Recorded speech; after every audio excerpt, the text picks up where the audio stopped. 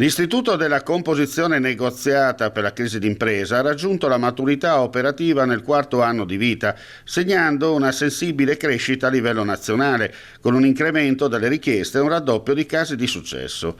Nel Friuli Venezia Giulia il percorso, che mira al risanamento delle realtà aziendali in difficoltà, ha coinvolto 57 imprese.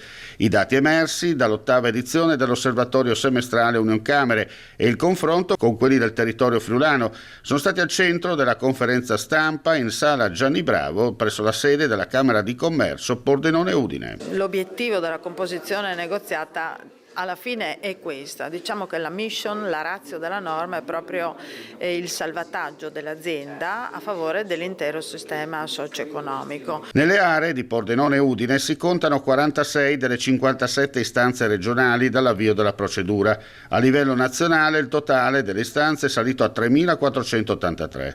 Anche in Friuli Venezia Giulia la curva di crescita è evidente, anche se in termini assoluti i numeri sono ovviamente più contenuti. Sia nel 2024 sia nel 2025 le istanze sono raddoppiate in ciascuna annualità. Trovare la soluzione per uscire dalla crisi, che può essere un rinvio nei termini di pagamento, eccetera, eccetera.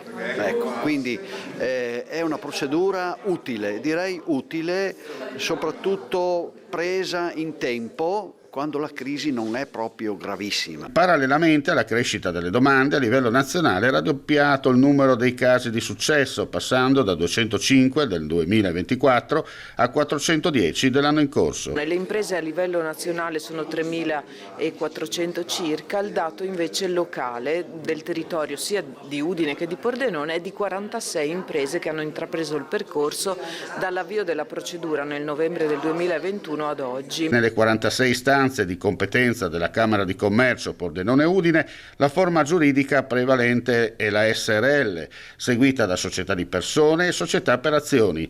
I settori più rappresentati a livello locale sono l'industria, settore manifatturiero e l'edilizia costruzioni. Sta facendo esattamente quello per cui è stato creato, cioè iniziare, approcciare la crisi, non l'insolvenza possibilmente, cioè quando è troppo tardi, riuscire a risolverla ed evitare che poi ci possano essere i deterioramenti dei rapporti, i deterioramenti dell'attività aziendale.